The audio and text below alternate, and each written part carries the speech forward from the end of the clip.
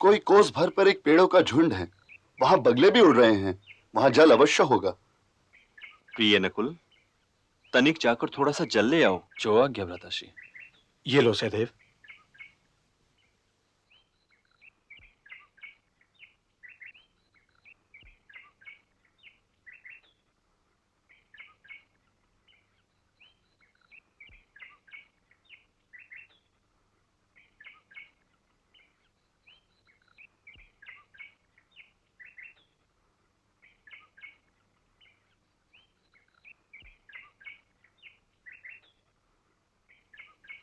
ठहरो, मेरे प्रश्नों के उत्तर दिए बिना तुम ये जल नहीं पी सकते।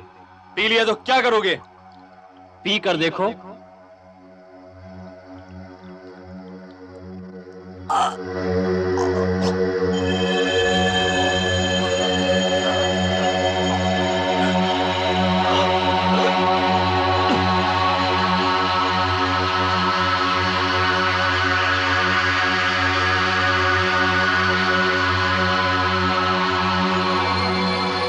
सहदेव, तनिक तुम जाकर देखो भैया। नकुल को अब तक तो आ जाना चाहिए था। जो आज्ञा बड़े भैया।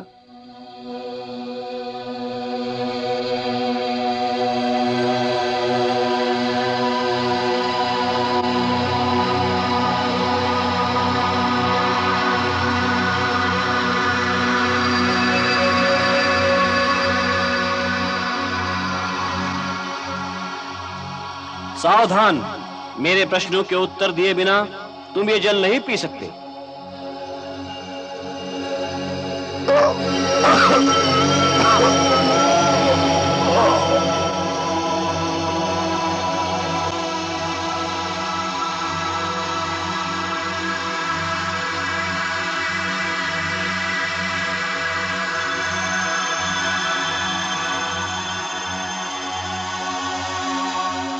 प्रिय अर्जुन। जी भ्राताश्री। मुझे चिंता हो रही है, तनिक तुम जाके देखो, कहीं कोई दुर्घटना तो नहीं हो गई। आप चिंता न करें भ्राताश्री, मैं अभी जाके देखता हूं।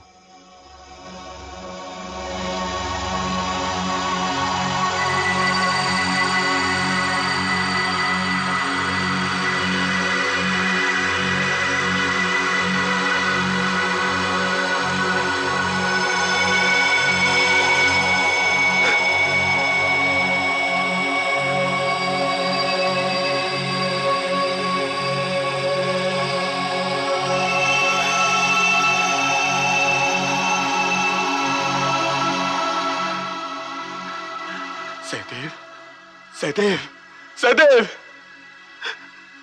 नकुल, नकुल।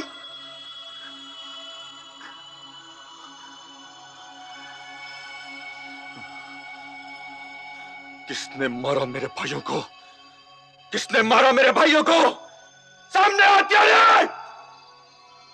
सामने आओ! इनकी हत्या मैंने की है द्रोण शिष्य अर्जुन। क्या बिगाड़ा था इन्होंने तुम्हारा? ये सरोवर मेरा है और इन दोनों ने मेरे रोकने के पश्चात भी इस सरोवर का जल पीने का अपराध किया है। ये लोग प्यासे थे। प्यासे होने का अर्थ ये नहीं कि तुम दूसरे का जल छीन लेने के अधिकारी हो गए। यदि तुम्हें जल चाहिए तो पहले मेरे प्रश्नों का उत्तर दो, नहीं तो तुम्हारी भी वही दशा होगी जो तुम्हारे इन दोनों भाइयों की हुई है। जल और पवन पर हर प्राणी का अधिकार होता है, इसलिए मैं इस सरोवर पर तुम्हारा अधिकार स्वीकार नहीं करूंगा और मैं तुम्हारे प्रश्नों के उत्तर दिए बिना ही स्वयं जल भी पीऊंगा और साथ ले भी जाऊंगा। यदि तुमने रोकने का प्रयास किया तो एक वान से सुखा दूंगा इस सरोवर को। सुना तुमने? तुम जल नहीं पी सकते अर्जुन।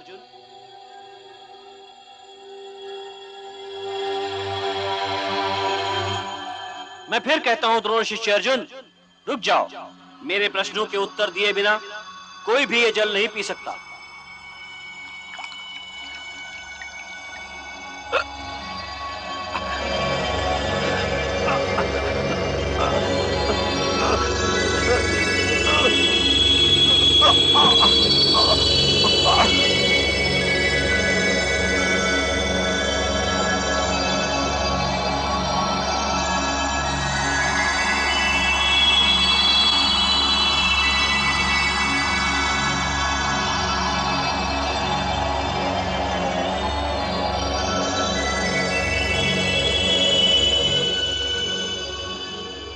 ये भीम, अर्जुन अनुजों के साथ नहीं लौटा?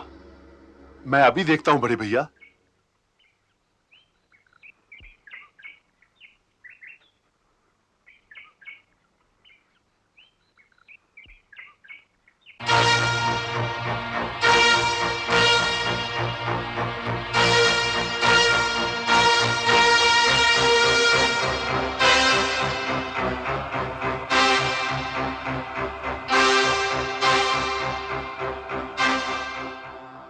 सामने आ हत्यारे।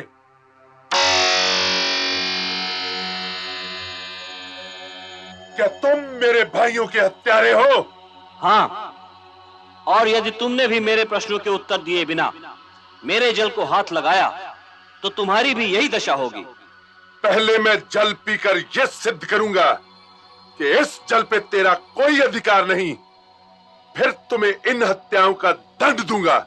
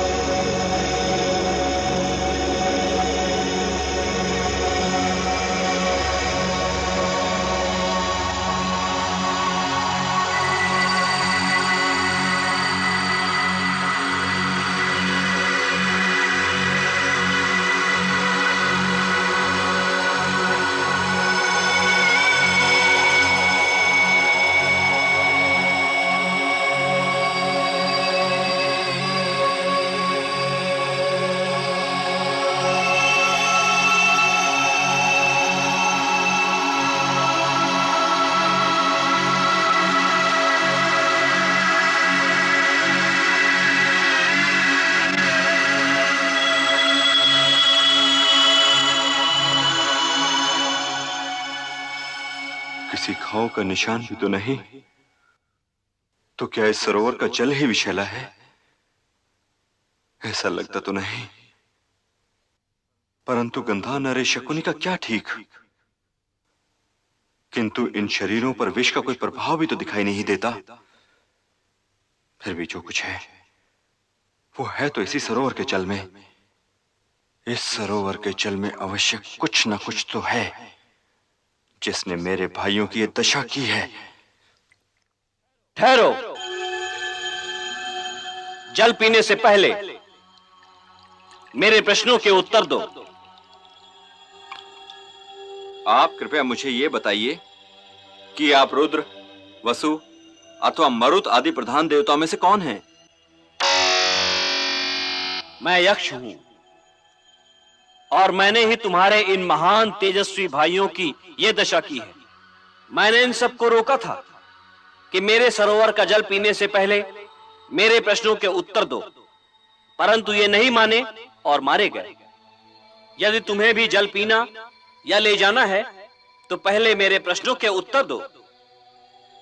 प्रयास करूंगा, आप प्रश्न कीजिए। पृथ्वी से भारी क्या है? माता। आकाश से ऊंचा कौन है? पिता। पवन से भी अधिक तीव्र गति किसकी है? मन की। संख्या में तिनकों से अधिक क्या है? चिंता। मृत्यु के समीप हुए पुरुष का मित्र कौन है? दान। धर्म, यश, स्वर्ग अथवा सुख का मुख्य स्थान क्या है? धर्म का मुख्य स्थान दक्षता है और यश का मुख्य स्थान दान।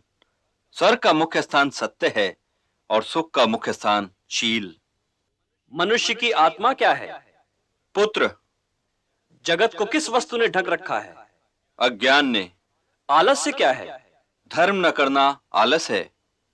सुखी कौन है? जो ऋणी ना हो, सच्चा स्नान कौन सा है? जो मन का मैल धो दे।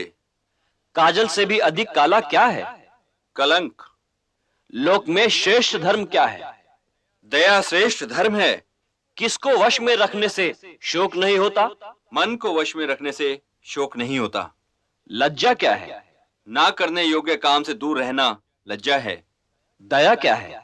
सबके सुख की इच्छा करना दया है। राष्ट्र की मृत्यु का कारण क्या होता है? अराजकता।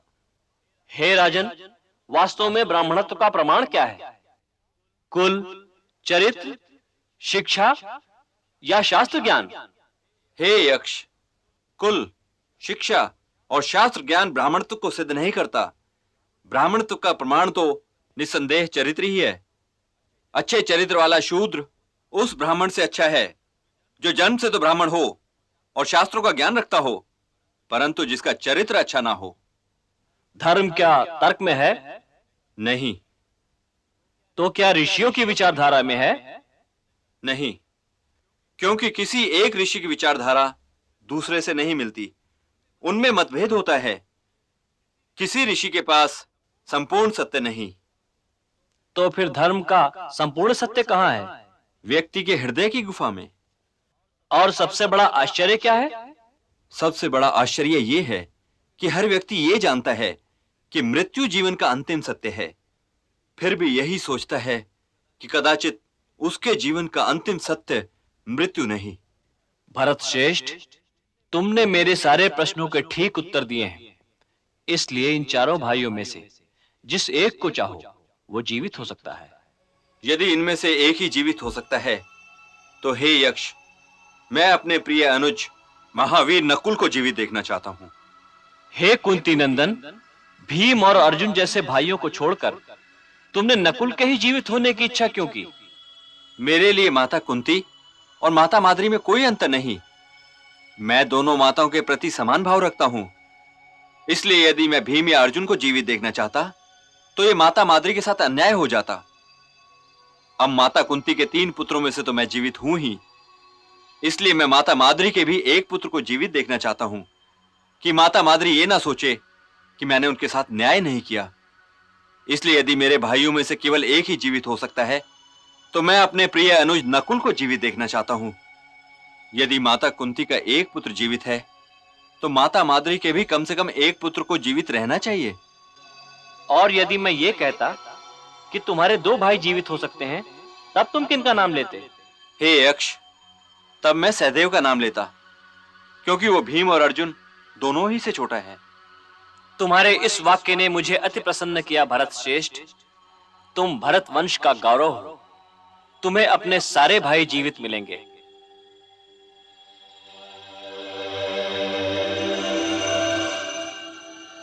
भगवान यक्ष तो आप हैं नहीं, क्योंकि यक्ष जीवन दान नहीं दे सकते। आप तो कोई देव श्रेष्ठ ही हो सकते हैं। कृपया अपना परिचय दीजिए।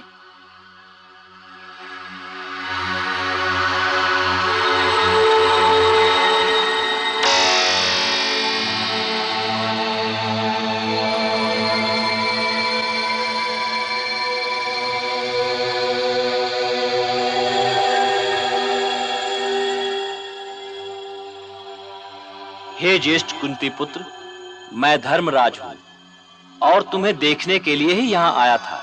और हे भरत श्रेष्ठ, मैं ये देखकर अति प्रसन्न हुआ कि शम, दम, उपरति, तितिक्षा और समाधान, इन 5 साधनों पर तुम्हारी प्रीति है, तथा भूख, प्यास, शोक, मोह और जरा व मृत्यु, इन 6 दोषों को तुमने जीत लिया है। तुम्हारा मंगल हो।